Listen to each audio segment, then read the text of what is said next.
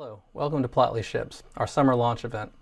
We'll cover all things Plotly over the next hour, and we welcome your questions in the chat. With this launch, we're making it easy to create and share data apps for everyone. The adoption and use of Plotly open source projects continues to increase rapidly. Together, Plotly data visualization libraries and Plotly-open source approach 20 million downloads each and every month. Today, it's about 215 million downloads per year and growing. To put that in perspective, that's more than what we see in popular data science projects like MLflow. In fact, our partner Databricks has found in their recent State of Data and AI survey that Plotly Dash is by far the most popular technology used by over 10,000 Databricks customers. It also shows that Plotly Dash is increasingly used as the data app framework for machine learning and Gen AI applications. So what are companies building with Plotly and data apps? Well, in a way, it's the building blocks to get them closer to the continuous feedback loop that every business has been trying to do with analytics for decades. So they can create new competitive advantages and increase operational efficiencies using a unique collection of their data, their processes, and their AI models. The goal is to provide faster data to insight loops for better decisions based on better, more granular data, and to take action. But there are three main obstacles to doing this today. The first is the technology, the second is the analytical targets, and the third, the enablement of the key people needed for the work. Firstly, the technology of traditional analytics and BI provides a monolithic architecture that makes it difficult to share applications at scale and effectively embed them and plug them into your infrastructure. Secondly, they're hard to customize to provide the sophisticated level of interactivity needed. They are often used to create read-only dashboards rather than read-write applications, and they don't effectively enable AI integration, automation, or actions with the apps. The Business Application Research Center, BARC, has found that nearly 60% of BI projects fail, and a leading cause is the lack of interest by business users. Clearly, just another dashboard from a BI tool is not what they value. As for data science and machine learning tools, they're focused on getting a machine learning model into production. That is, taking the raw data, doing the feature engineering, providing the DevOps for the data, and the process and monitoring for feature drift and other sorts of changes. That's an important element of new applications, but by itself it doesn't provide the whole answer to what's needed, and 90% of data science applications never make it to production, according to a survey by McKinsey Consulting. So the last mile is underserved and under-equipped. The second challenge is the selection of analytical targets. Companies often apply their analytical efforts for descriptive analytics alone. These are the known questions, basically the weekly, monthly, quarterly reporting on non-differentiated back-office activities. There are many BI tools that handle this really well, but what companies often overlook is getting to the next stage of analytical maturity by embedding analytics into the parts of the business that make them unique, that provide competitive and operational advantages in their markets. Example use cases in operations are data product creation, data product delivery to customers, trading analytics and commodity trading on Wall Street, logistics supply chain analytics, clinical trials, drug discovery, bioinformatics, and many more. This is more difficult because A, traditional analytics and BI technologies don't provide everything that's needed for this, and B, nor do the off-the-shelf SaaS applications. So this is where companies have their competitive advantage and need custom applications, created from scratch and integrated with their systems and their data sources. Finally, the people who have the data and AI expertise to create these new apps are increasingly data scientists like you, and that's because they involve machine learning, Gen AI, and data engineering, typically with Python. But these same experts don't have the full stack development and web application skills, so there's a gap here too. And these are the three obstacles to getting more advantage from analytics in the field and in operations. Data applications provide a way to solve some of these problems. A data app is a kind of analytical application that quickly connects to data sources to provide data visualizations and interactive UIs that can be shared as a web application for quick insights. Simple data apps can be developed in minutes. These simple data apps are often single-page, single-player scenarios focused on a single task with static data, and they can be created in a few lines of Python code. Production data applications are a little bit different. They are for broader use in the enterprise, in the field, in the scientific lab, or industrial setting. Data applications for production go beyond simple data apps. They're more sophisticated. They're often multi-page, multiplayer. They integrate with enterprise security. Their full application lifecycle is managed. For example, snapshots are created so you can roll back application changes. Their data is governed. They combine both data in motion, the streaming data, data at rest from batch data, and data from multiple sources. Most importantly, they connect insights to actions in the moment, in the operational context. They transform your data into actions, and that's how they go beyond BI reporting, visual analytics, and beyond simple data apps. So how do you get data applications to production? You need a solution designed specifically for operationalizing these apps. Unless you have the time and expertise to create this, you need to find a solution that handles the last mile for you. A solution that fits your IT landscape, is a composable framework that integrates to your enterprise platform and fits your skill sets. That's precisely what Plotly-Enterprise provides. In this latest release, we focused on the ability to create, deploy, and manage production data applications in 3 key ways. First, to more easily collaborate. And so in this release, with a single click, you can share a notebook as a web application and take it to production with App Studio within Plotly-Enterprise. This expands the accessibility of Dash to new creators for new use cases.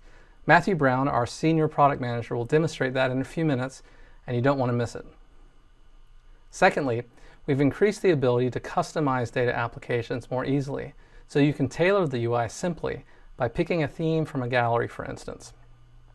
And thirdly, we now provide easier control.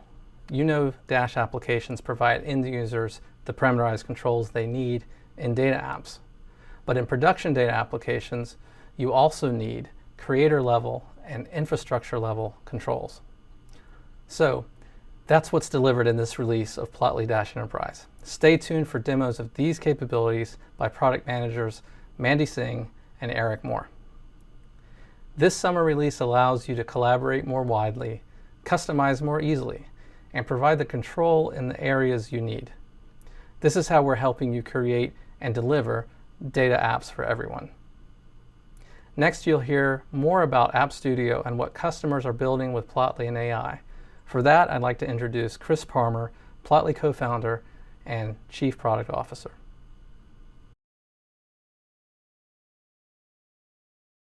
Hey, I'm Chris Parmer. I'm a co-founder of Plotly, the original author of Dash, and Plotly's Chief Product Officer. And I am so excited to show you what we've been building at Plotly over the last few months. Our technology enables you to build beautiful, production-grade data applications that connect directly to Python. Python has emerged as the de facto standard for doing data analytics and connecting to your data. And our customers are building incredible data applications in practically every industry, from doing financial portfolio optimization to energy trading to predictive analytics on equipment that's out in the field to bioinformatics for the next generation of pharmaceuticals. These data applications are written in code and they're written with Python, and so the possibilities of what you can do are practically endless. You can connect to practically any data source. You can run computations and models. You can trigger APIs or data pipelines. And what you can do in today's data applications go far above and beyond what is possible in today's BI landscape. Whereas a traditional BI dashboard can read data, today's data applications can actually run. They're running computations and models, triggering APIs or different data pipelines. And what we've done at Plotly is vastly simplify the process for creating these data applications.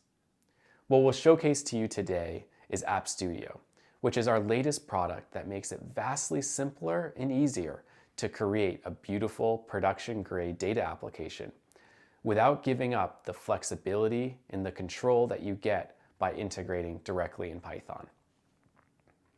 We interviewed hundreds of our customers and community members over the last couple of years, and we asked them, what is it important that you have full control over? What they told us was that the data that comes out of the other end of a data pipeline is rarely perfect. It always needs just a little bit of Python glue to normalize the data, to connect a few different data sources together.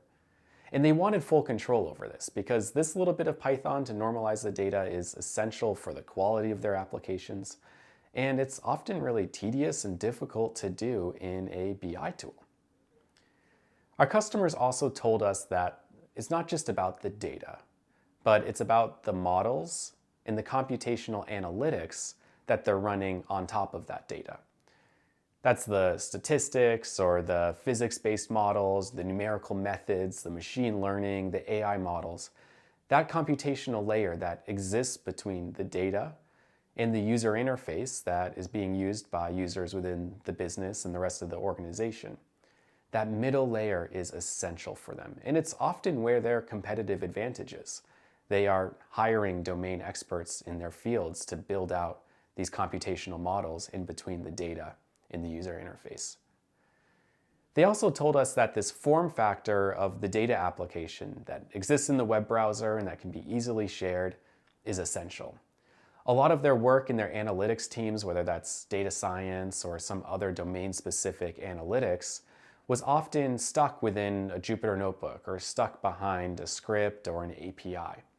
And the ability to transform these analytics into an interactive, web-based data application was essential for getting the most ROI out of their analytics teams. These applications connect directly to the data and the models. They can be consumed by anybody else in the organization, which means that they can be embedded directly into that organization's processes and that organization's intelligence. Our customers also preferred tools that were open and not closed. And for them, that often meant working with code was a far more open approach than working within a walled garden of some other product. With open tools, they can use other tools available within the ecosystem for modularizing their code, for sharing it, for doing version control. Code-based analytics gives you a lot extra that other point-and-click based tools cannot provide to you. You get reusability. You can transform your analytics and data fetching code into modules and functions, then reuse them across different projects. You get automation. You can call those modules and functions within your application as many times as you want without needing to point and click through a user interface every time. We've all been there in working with a spreadsheet and Excel and having to recreate the same graphs and pivot tables over and over anytime the data changes. When we do analytics as code, all of that work is automated, which saves us a lot of time and brings us to another really important point, which is maintainability. These applications are really important. They're showcasing the data and the models, and big decisions are being made off of them. And so the quality of the applications, ensuring the quality of the data is really important. And with analytics as code, you can run tests on that data. You can easily version control the data and the code behind it and collaborate on it. And it's a far more maintainable approach than what's available today in today's BI landscape. And so our customers wanted full control over these areas, over the maintainability of the application, over the control of the code and the data, over the ability to run custom computations and models in between the user interface and the data itself. And the rest of the application building process, they could leave up to us. And so what you'll see with App Studio is a way that threads this needle between this sort of complexity and sophistication and, of course, simplicity. With App Studio, you still have full control over the analytics and the data code that you write. But App Studio helps you build the application itself. It can convert a notebook into an application itself, pulling out the graphs and the data frames and converting them into their web-based formats. It gives you a visual editor for arranging these elements on the page and crafting your data story. A visual editor for doing the theming and the templating, and a lot of great out-of-the-box defaults, from loading states to the positioning of the controls within the application to the default template itself. We've also come up with a few new programming paradigms that make it vastly simpler to create this application in the first place. Our new reactive scripting paradigm, that is the foundation of App Studio, enables you to convert a notebook and a script into its interactive counterpart as a data application with very little refactoring of your code. You can take these static parameters that might exist already in your notebook or in your script and convert them into dynamic controls by just changing a single line of code.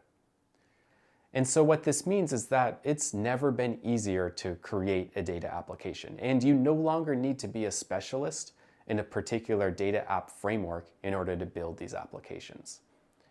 And with today's AI tools that are basically free and widely accessible to all, learning how to code and doing analytics as code has never been easier.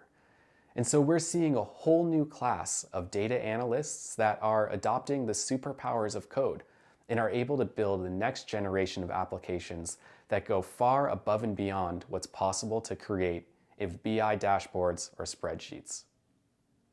App Studio exists directly within the Dash Enterprise platform, and you'll see some great demos of that today, which means it's as simple as logging into the platform and opening up a notebook, and then you'll have an application in practically no time. You no longer need to be a specialist in a data application framework. As long as you have an existing notebook or you're able to write a little bit of Python code, you can create a data application today. Within the platform itself, we give you everything else that you need to manage, deploy these applications. And there's a lot that goes into that. The login screens, the authorization controls, the secrets management, logging and debugging. All of these tools are available to you out of the box within the platform, and so you don't need to worry about it. Once you have the platform installed, and it runs behind your firewall, so you have full control over the data and the code, you can simply log in and start building and publishing these applications today. And because they're built within the web browser, anybody within your organization, that of course is probably behind your firewall, can access these applications, and these applications can then run important business processes and contribute to your organization's intelligence. So I'm so excited to showcase to you what we've been building at Plotly today, and I can't wait to see what you build next.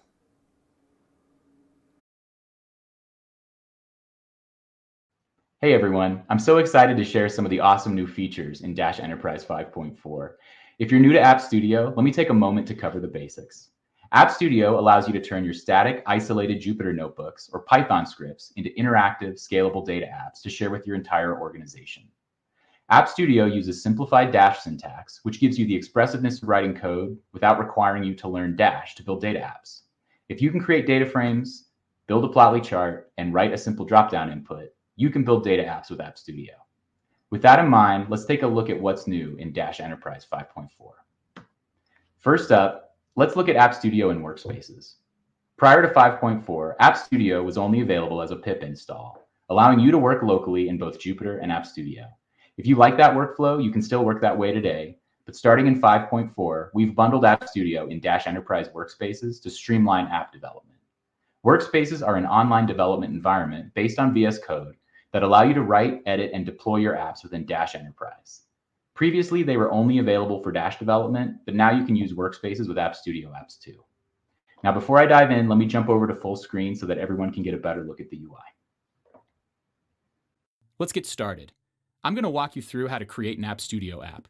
What you're seeing is the App Manager. It's the list of applications on your server. You'll notice two buttons in the upper right-hand corner of the screen, Initialize App and App Studio. Since we're creating an App Studio application, we'll click App Studio and fill in the details needed to get started. I'll give the app a title and a name, and we'll initialize the workspace.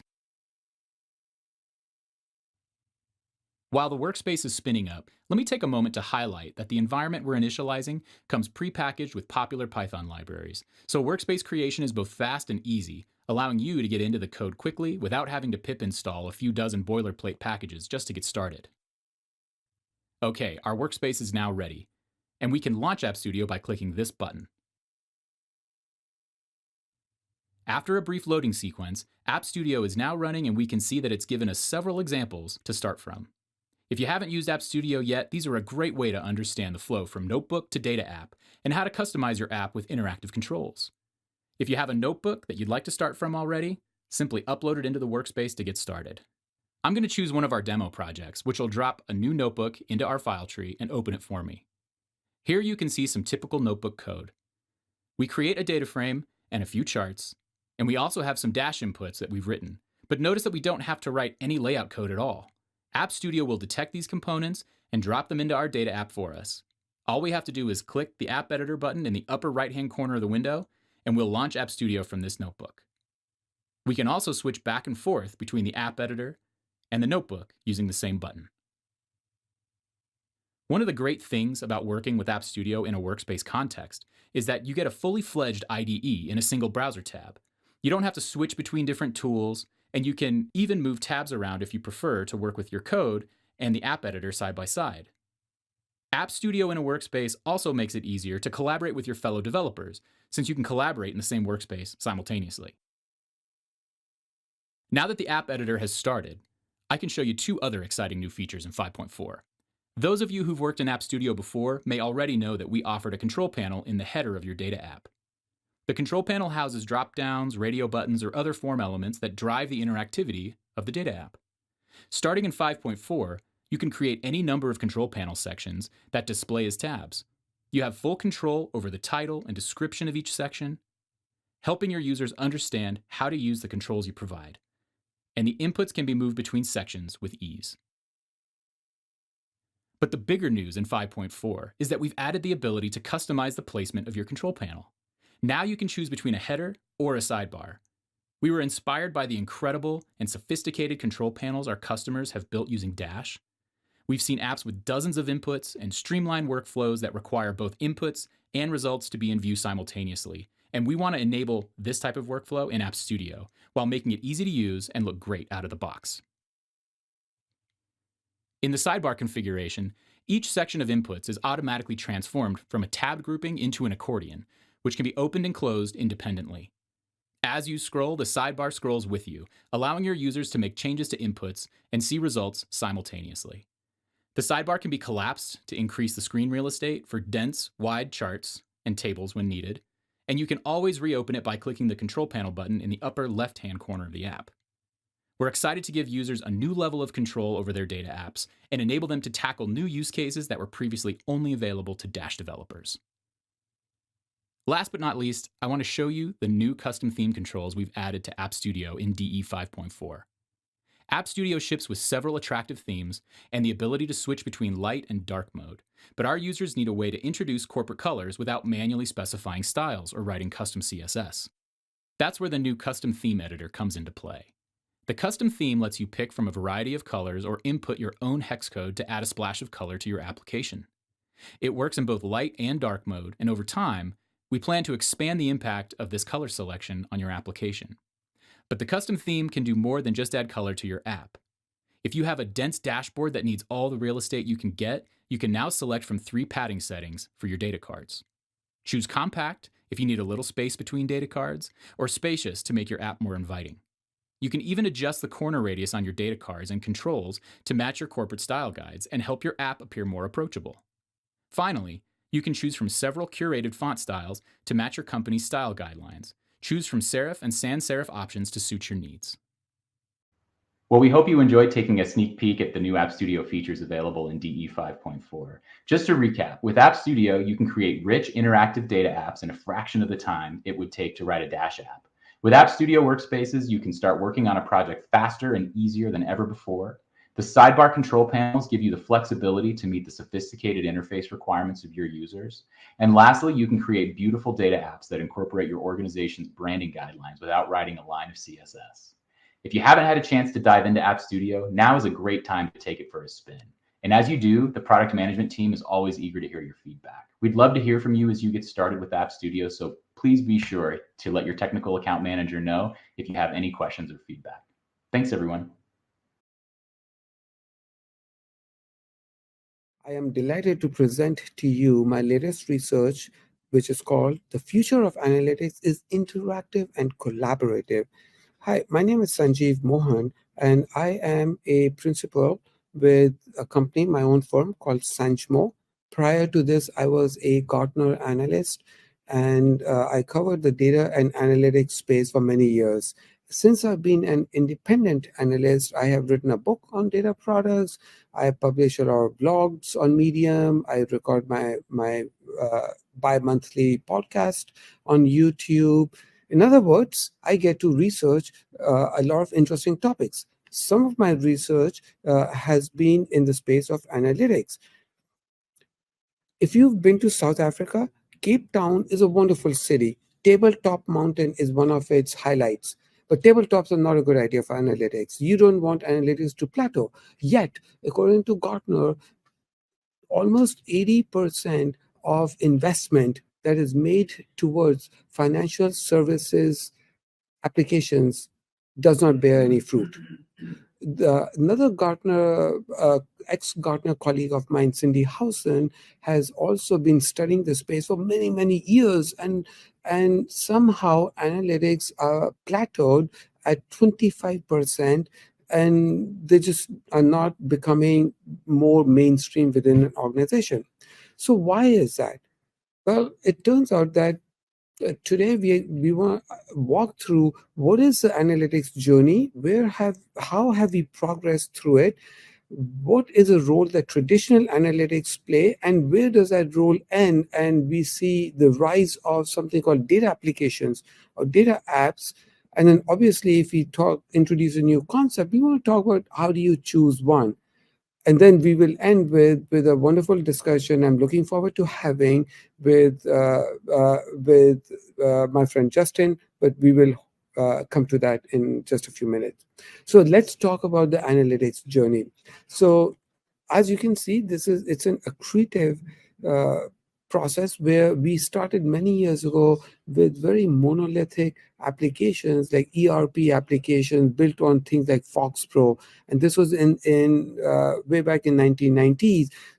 When we had these ERP monolithic applications, everything was bundled into a single deliverable. And that included the way we access the data, the way we wrote business applications, the way we queried it, the semantic model, and the underlying database were all put together. Then we start seeing this unbundling of analytics happening. So the first thing that happened in 2000 was standalone business intelligence or BI tools came into existence. But these were either offline, you would actually make a copy of data onto your thick client, your laptop, your PC, or you would directly connect to the server and you would do a direct query. So things like business objects, Cognos were the first generation. Then we see Tableau, Click, Power BI. We see new generations. So in this, what happens is that the semantic layer has been separated from the underlying analytics engine. Then we saw that a lot of people were not very satisfied with the user experience, and they said, just give us the APIs. If you give us the APIs, we can then embed it into our existing applications that our internal users have come to love and know about. So we see this rise of embedded analytics through the use of calling an API. Now, progressing further, something major happened in 2018 when this whole idea of data mesh started taking place. Now, with data mesh, we realized that we were in a situation where the data engineering team was becoming a bottleneck. The use and the desire of having multiple use cases for data was exploding. With that exponential growth, the data engineering team was getting requests from various different business users. So we got into this era of distributed or decentralized architecture where the business units owned the responsibility for developing analytics. And what one of the biggest benefits of data mesh was data as a product, or what we now call data products.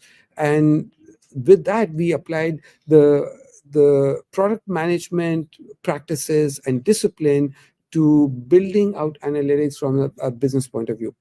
A lot of these applications are still only read only, but how do you interact with these applications at very low latency? This is the spot where we have now advanced in our journey through these things that we call an interactive data applications. So here we've unbundled the visualization and we have a composable, fungible application framework that we can use across the organization. And this is where we see rise of Plotly with Dash. We see Snowflake acquired a company called Streamlit as a UI to build applications really fast. We see Databricks acquired a company called Redash. So this is the new way of how we are doing analytics. Now, the question that begs is so why not keep using traditional analytics? I'm glad you asked that question. So first of all, traditional analytics are excellent for offline reporting. Even today, if I have a dashboard for a standalone read-only static dashboard, I would most likely go with a traditional analytics. It's great for read-only and has been very popular. So we want to keep our traditional analytics in place while we start exploring these new horizons. So let's look at what is the difference between an interactive data app and a traditional. Let me go through traditional and interactive line by line. So first of all, traditional apps are great as management dashboards like CFO dashboard. They deliver excellent actionable insights and you can drill down and do all kinds of analysis. But if you want to do an app that also has write back capability, then you need to think about interactive data apps. Next point, traditional, excellent for predetermined drill down analysis. But if you want to ask new questions that have not been asked before, then we need to think through our apps.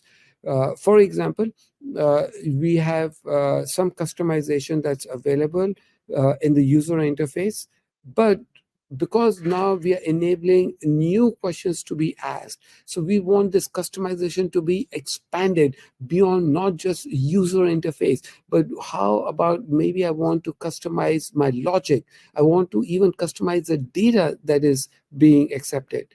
And the personas also change. UI, traditional UI, business reports, dashboards are great for citizen data analysts. But now as I discussed in this whole concept of data mesh and data products, we want to enable business users because business users are the ones who understand the data the best. So why not give them the power? Going back to traditional, we discovered these through a marketplace, but now the marketplaces are expanding. The marketplaces now include not just the reports, but also the build process. Because remember, we can customize these interactive data apps quite significantly. So the ability to also discover the process, and so it's a very rich experience that you get out of a marketplace. Previously, it was mostly pre-built reports. Now, the power is in the hands of business users who can discover the apps and the build process, and they can build their own data visualizations on the fly. So with that, I am super delighted to jump into a panel discussion because the best part of my job is to actually talk to practitioners who are in the trenches and who are delivering amazing results. One of that person is my good friend Justin. Justin, welcome to this panel. Yeah. Hi, Sanjeev. Nice to see you. Thank you, Justin. Let's get started with your introduction. Yeah, I'm Justin Andrews. I'm the Senior Director of Innovation and Insight at Shorelight, which is a company that partners with colleges and universities to recruit, support, and retrain international students. That is great. And where are you calling from today? I'm actually in Portland, Oregon. Shorelight's a Boston-based company, but I'm on the West Coast. Okay, very nice. Justin, please tell us what is a data application in your words. How does it differ from a traditional BI or even a data science machine learning tool? Yeah, it's a good question, and it's a question that we get asked a lot. the main difference, and you bring this up in your talk, an interactive application, a Dash app, and specifically in my case, is not a report. It's a tool of discovery. And the way I see my role in building Dash apps is to create a tool that end users can actually discover the insights that they're in the best position to generate. So you've been using traditional analytics for a long time. Yes. What was a trigger or the specific need that made you want to explore new options like Plotly Dash? Yeah, when Tableau came out, it was a game changer and unbelievably exciting and offers some of that interactivity.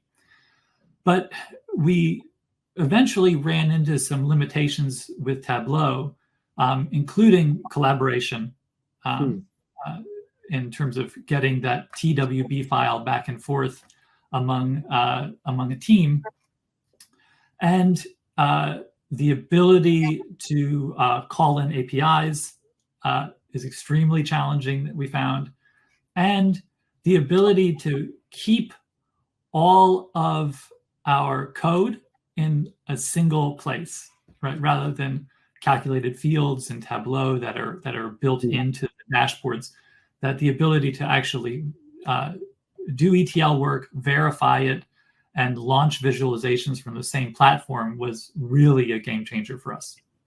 So was it ease of use that was challenging, or was it the user experience, or was it the ability to reuse formulas and KPIs? Reuse was a major issue. And also the ability to really, Tableau is great out of the box, but if for fine tuning and for really getting directly into exactly what we want, exactly how we want to look and feel, we found it increasingly challenging in Tableau to do that. Got it. So now that, by the way, let me ask you, how long have you had Plotly Dash within your team? How long have you been working on it? I've been working in Dash for about a year now. I see. And I worked in a lot in Plotly before, but in Dash Enterprise specifically, it's been about a year. So can you then walk us through which are some business capabilities that you are enabling now with Plotly? Yeah, we've built a kind of series of mega apps, just huge programs with 75 visualizations and 30 interactive or 30 filters across multiple stages of a student enrollment funnel. That's a major initiative at my company. So that's very interesting. So this major initiative, what is the business impact? And I'm very curious to hear from you. What can you achieve today that was very difficult to do or you couldn't do earlier on? Yeah, it's part of it is, maybe the most important part is something that you alluded to in your talk, which is that on-the-fly analysis, which is we've created this tool for senior leadership to use to kind of understand our enrollment funnel clearly, but we can't anticipate all of their needs. Now they say, we would really like to see this view of the data. We can prototype it within an hour and have it deployed in Dash Enterprise same day. And it seamlessly integrates, and it's unbelievably fast how quickly we can get them those insights. That is very interesting. I was just laughing, thinking we live in the same day delivery era. So why not for reports? That's right. Yeah. And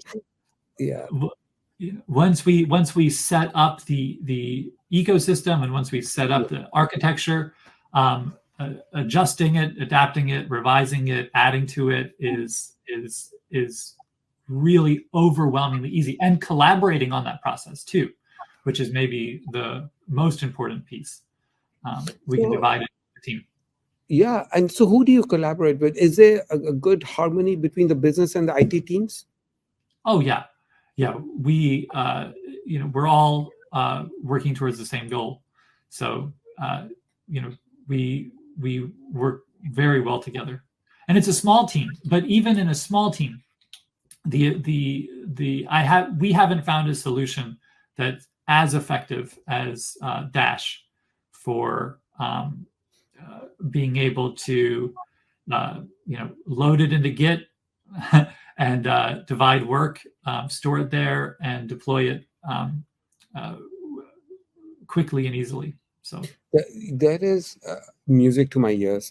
Why I'm saying this is because I talked about data products, how important are the product management best practices and discipline to apply to data. But what I didn't talk about was how important it is to also apply software development lifecycle best practices, what we call DevOps. We've been doing those for applications for the longest time, but not for data. And so what I'm hearing from you is that you are now able to do that very easily through the use of Plotly. Is that that's correct? right. Yes, absolutely. I see. The other thing that you also mentioned, or you were talking about how you recognize the need, but then how did you find about Plotly? I know you came with some experience from when you did your introduction, but are there other products you looked at in this space?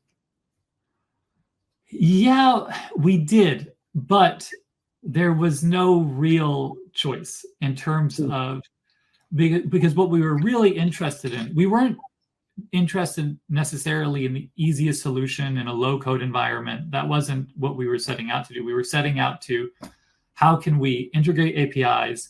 How can we stay in Python when we're developing? And how can we have a single environment for analysis, for ETL, for coding, and then for visualization, and then for interactive visualization specifically. And we were already huge fans of the Plotly library as an open source library. So we've been using Plotly for a long time before Dash came into our lives. So Got it. So now we've got Plotly App Studio. yes. What are your plans about Plotly App Studio? App Studio is so interesting. It's such an because when you're coming from building these mega apps, you forget that there's also serious business needs for quick analysis, real on-the-fly analysis. That App Studio, it makes ridiculously easy. And for me, I tend to work in a Jupyter notebook. I love working in a notebook. I don't like leaving a Jupyter notebook. And with App Studio, you can launch the app directly from the Jupyter notebook. It really simplifies the entire callback process. It's extremely easy. You don't have to declare anything. It just loads up your data frames and your visualizations, and then allows for really amazing out-of-the-box design control. So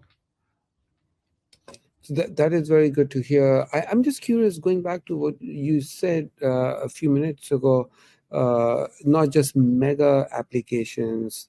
What's a mega application? How do you define it? I maybe I define it by amount of time it takes to build, but it's when you're really looking at a kind of high priority, comprehensive data view of some kind or another, or one that's going to be deployed to multiple partners, for instance, or needs to be with scheduled updates. With App Studio, it's more, here's an analysis that maybe the board needs to look at one specific topic. Here we go. We can launch it in App Studio, one-click deployment, and everyone has access to it. I also used App Studio, though, for a really interesting, I don't know if it's an intended use case of App Studio, but I use it for ETL work and data verification. Because my notebooks can get a little bit messy. I'm not sure necessarily where my data frames are. And I find interactivity in a notebook to be a little bit painful.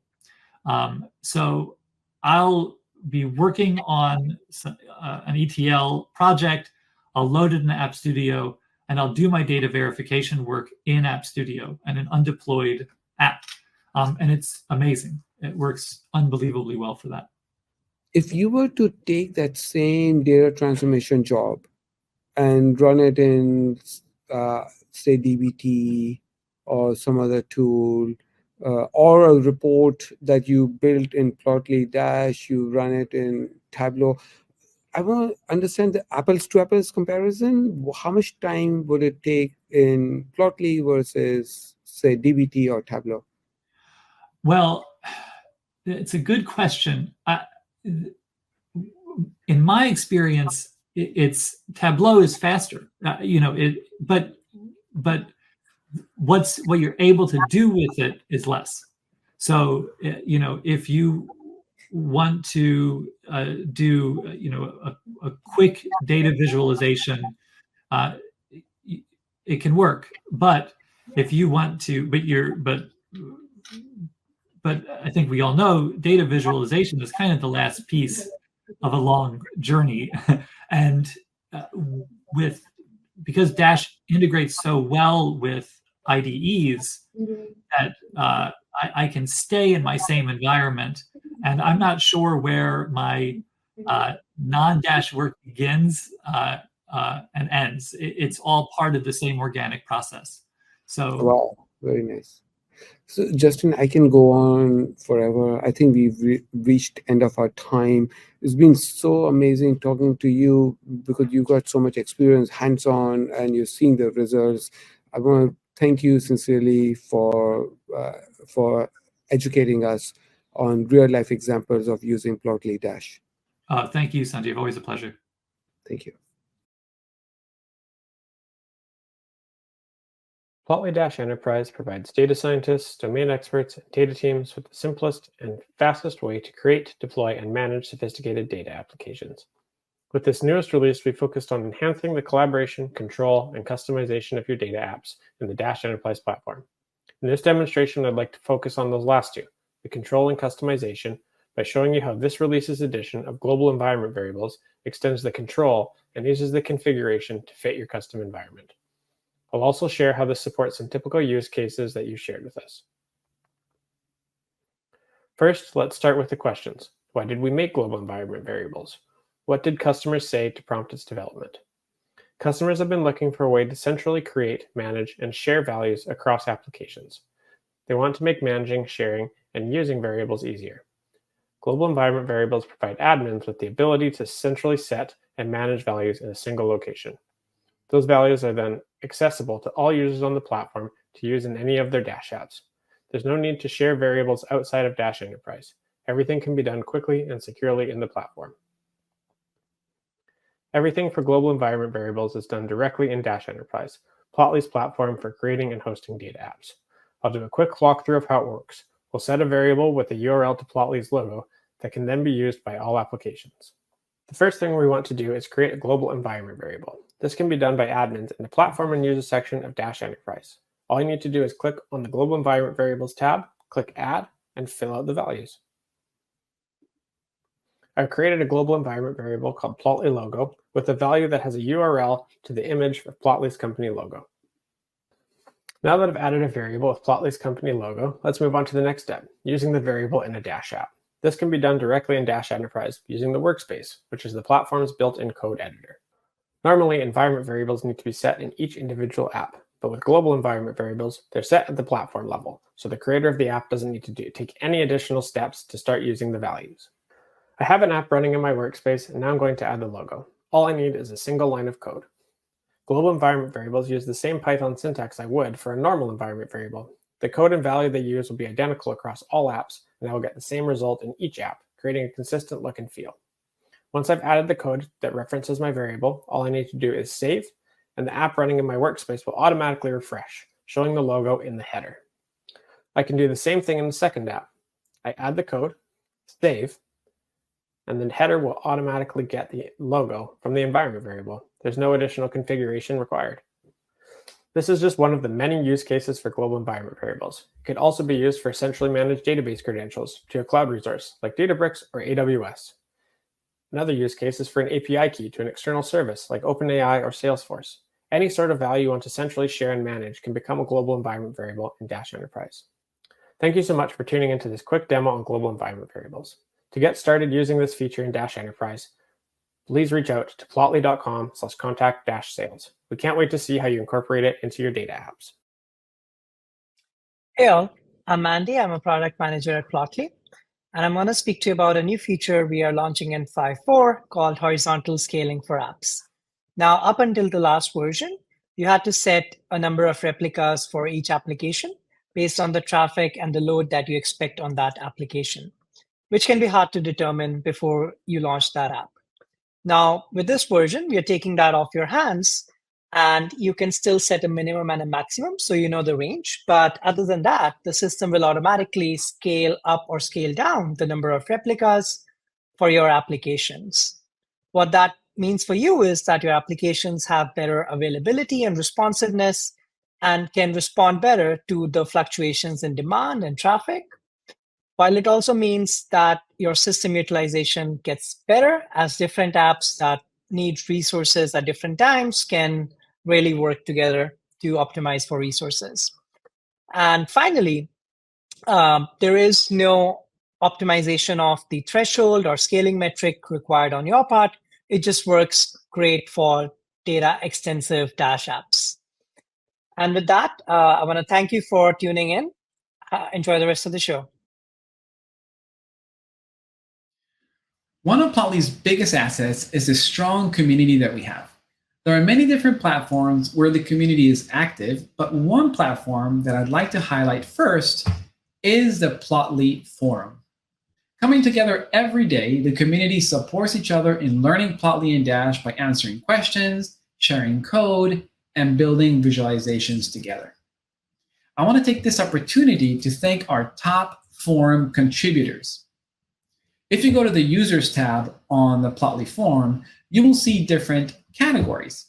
If you update the time frame to, for example, 1 month or 1 quarter or 1 week, you can see the top contributors under the different categories: number of likes received, number of topics they created, and number of solutions, and so on and so on.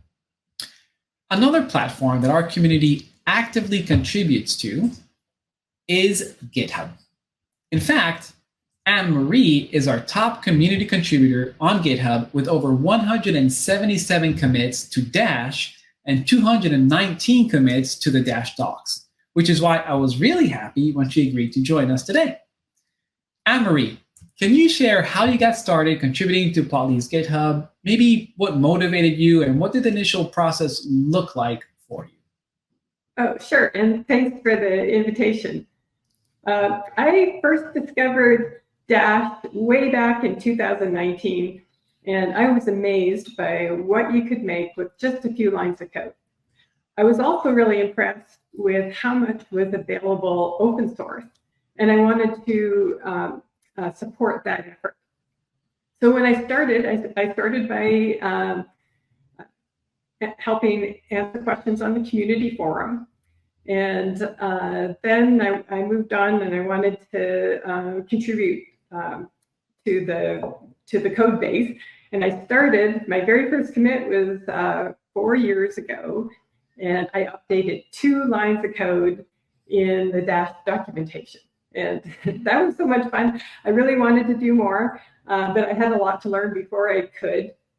The Plotly team was very, very welcoming and helped create a path where I could improve my skill sets and be able to contribute. So I started by things that were labeled first good issue, and those were things like, small bugs or adding some minor features to things. And then next, I moved on to some more intermediate projects, like adding components. I added the DCC clipboard and the geolocation component. And I finally built up my skills to the point where I could lead. I was the lead developer on the Pages feature, which is Dash's multi-page app feature that was released shortly after 2.0, Dash 2.0 was released.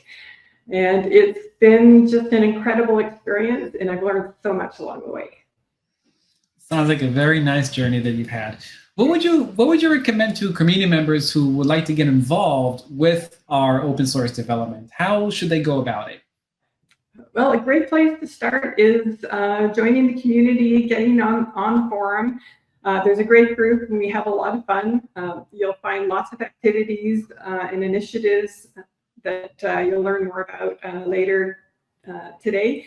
And looking for that good first issue tag is a good way to start. So start something small, and even something small though in the Dash and the Plotly graphing GitHub.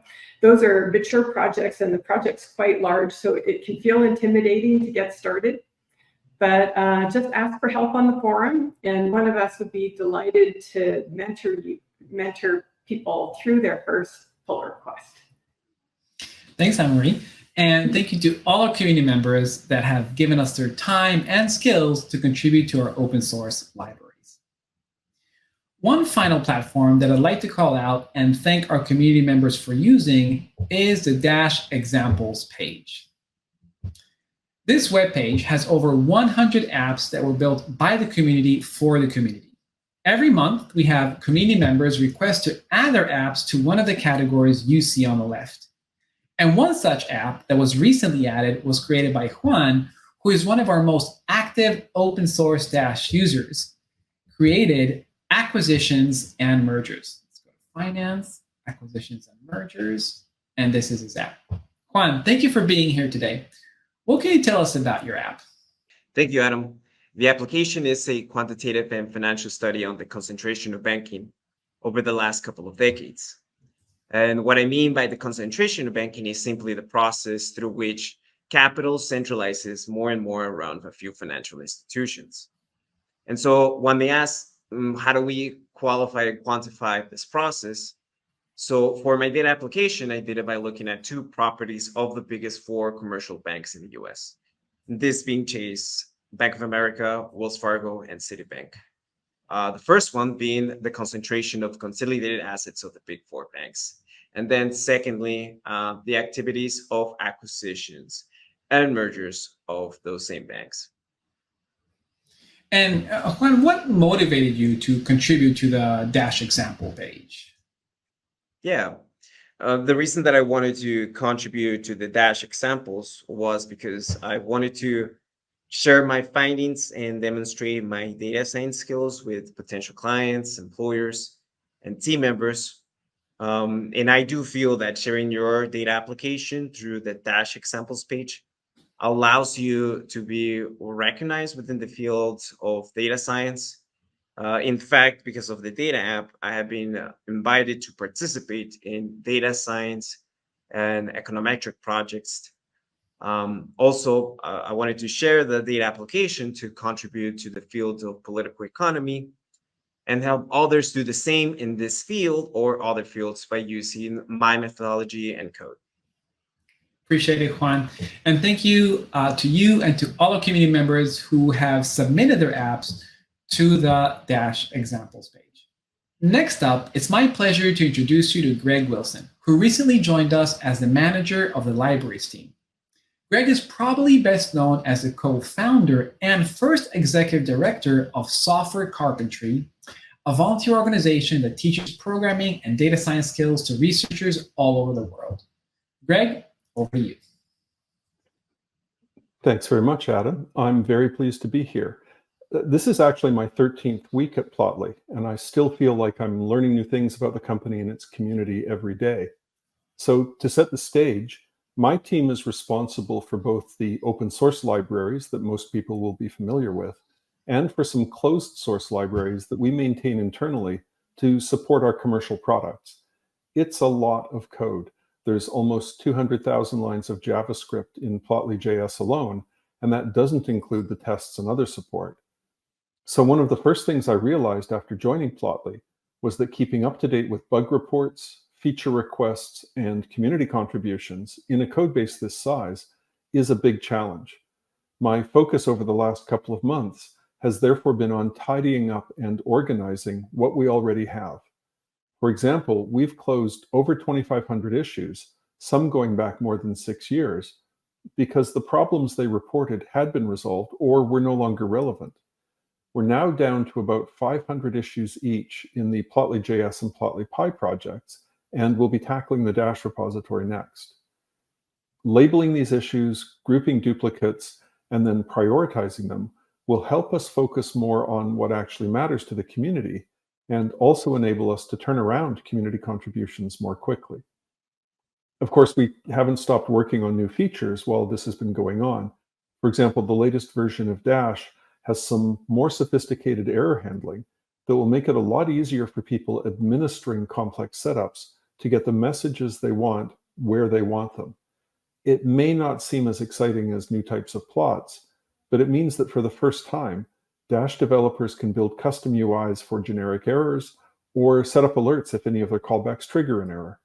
This work was initiated by one of our core community members, and I'll come back to how we plan to recognize work like this in just a minute. Another new feature is an overhaul of how we handle maps. We aren't a GIS company, so historically we've gotten our map data from the Mapbox project. Going forward, we're switching to MapLibre, both for licensing reasons and because it will allow users to specify things like the set of national borders that they want to download. We're trying to make the transition as seamless as possible. The release notes will explain what users will need to change when. We are also shipping subtitles and rounded corners for Plotly charts, along with a revamped loading component system for Dash, delayed spinners, and more styling configuration, all of which have been on our wish list for a long time. Looking ahead, we are currently working on some back-end improvements that ought to make it easier for new contributors to get started. Wow, great. That sounds like a lot, and like it was a very big project.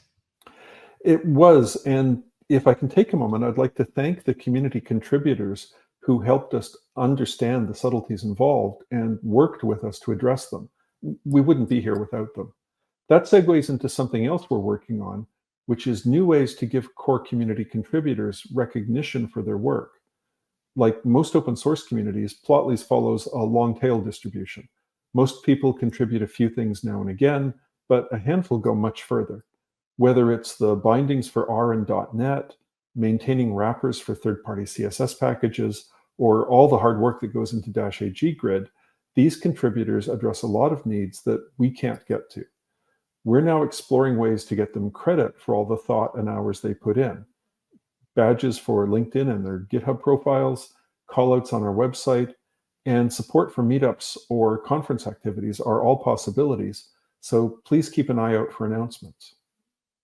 And finally, speaking of badges, you may have noticed some appearing in our GitHub repositories over the past few weeks.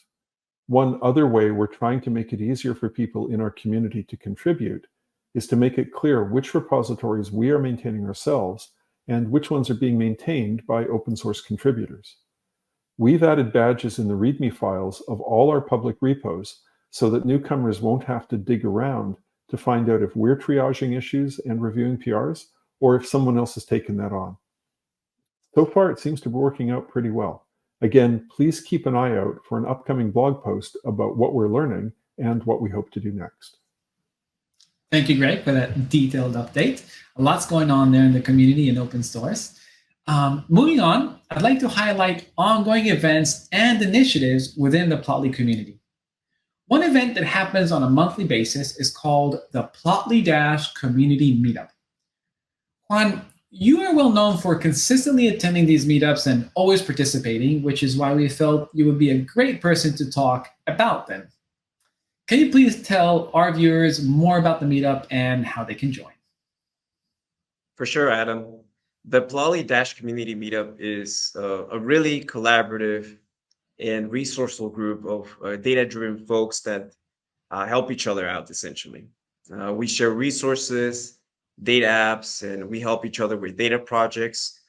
The reason that I decided to join and become an active participant in the community is because I'm able to get updated with the newest trends of data analysis tools, share ideas, and network with people that have actually helped me with some of my data science projects, including the concentration of banking data app that I just talked about. And the reason that I think it's really important to be involved in these kind of organizations is because within the profession of data analysis, I feel it's easy to get isolated and over specialized in your field. And I think that the Plotly Dash community group helps break the monotony of the insulated work that often happens with technical professionals. And I think that the community does so by keeping each other informed of the different creative methods to solve data problems. And we also have members of the Plotly team like Adam and Greg that keep us updated with the latest technical developments with Dash and Plotly. Recently including an integration of AI agents into your data applications, which is something that I'm really excited about. So what I recommend people to do is to get in contact with Adam to get invited to the group, which meets the last Thursday of every month from 1 to 2 p.m. Eastern Standard Time. Thank you, Juan. And to build on top of that, actually the last Thursday of the month is tomorrow, July 25th. So just email me at adam@plotly.com. Again, it's adam@plotly.com, and I'll add you to the invite. Another big initiative that we started about a year ago is the Dash Example Index.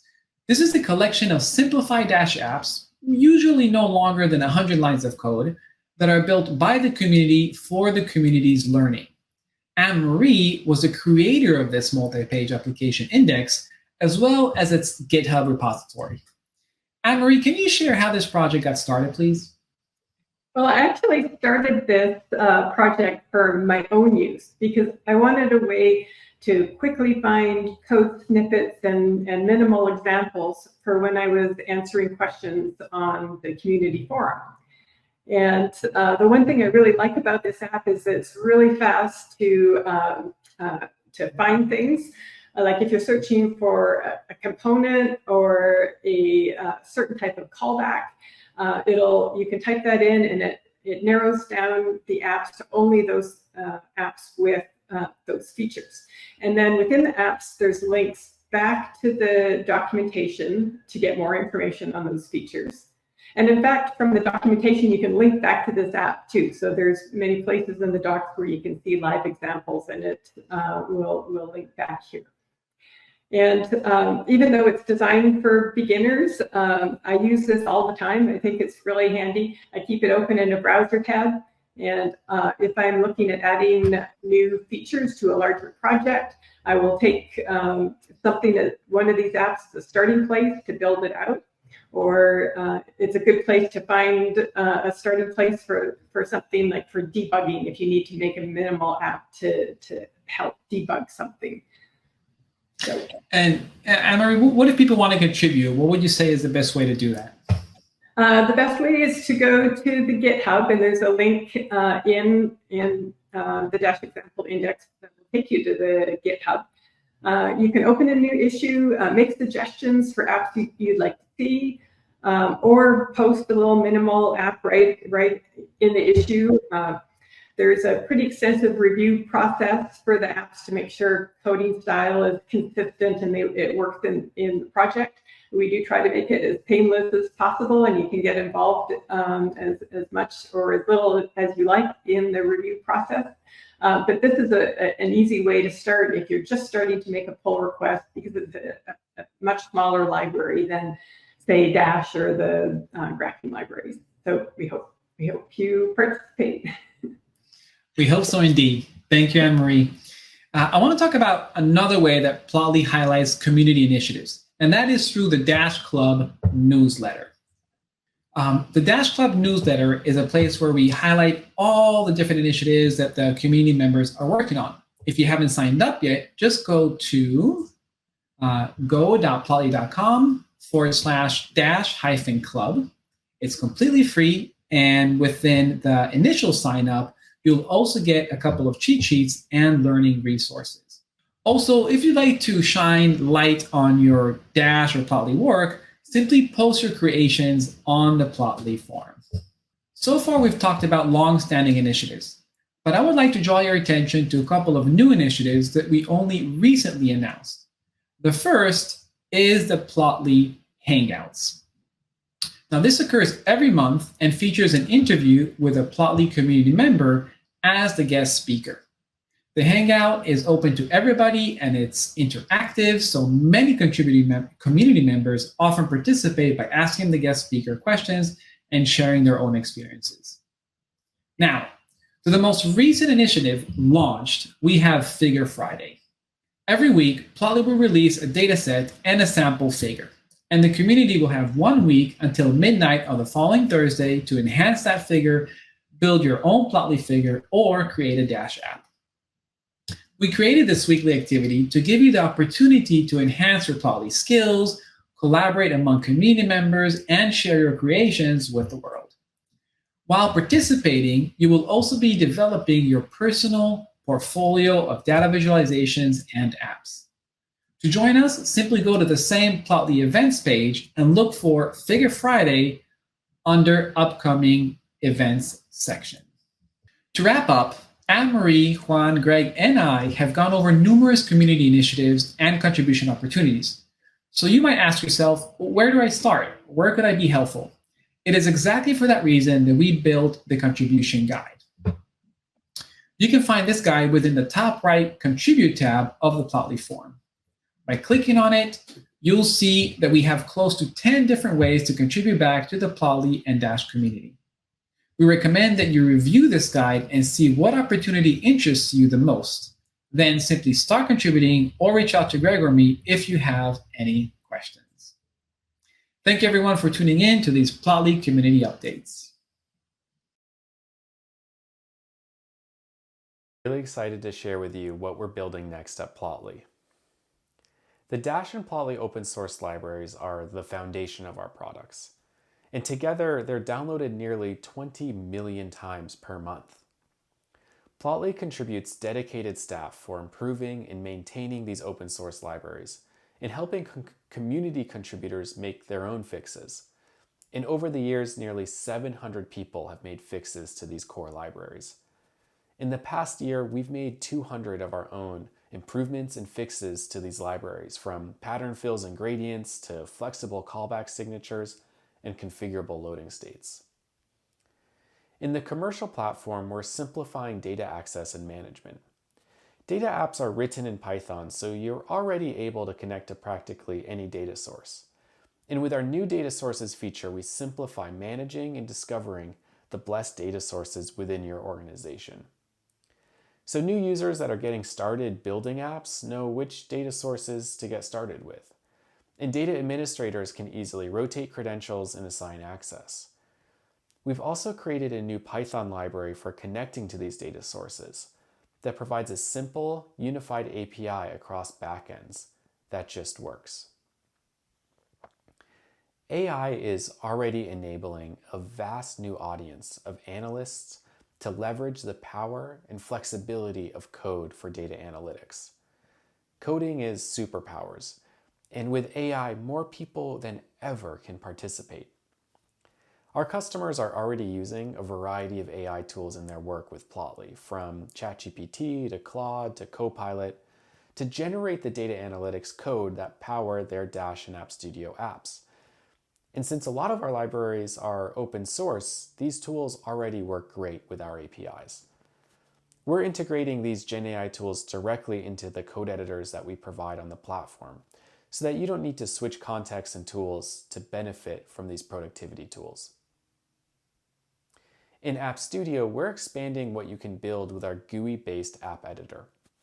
App Studio is packed with great out-of-the-box defaults that implement best practices automatically. The data tables within App Studio will support sorting, paging, and filtering massive data sets with server-side pagination that leverages a fast DuckDB backend. Now, normally this would be logic that you'd need to write as a data app author, figuring out the callbacks and the logic. But with App Studio, we just turn it on automatically by default. We're also adding more options within the user interface to give you more control over the look and feel of your application. The templates that we provide and the components that we're building are created by our team of designers, and so they look great out of the box.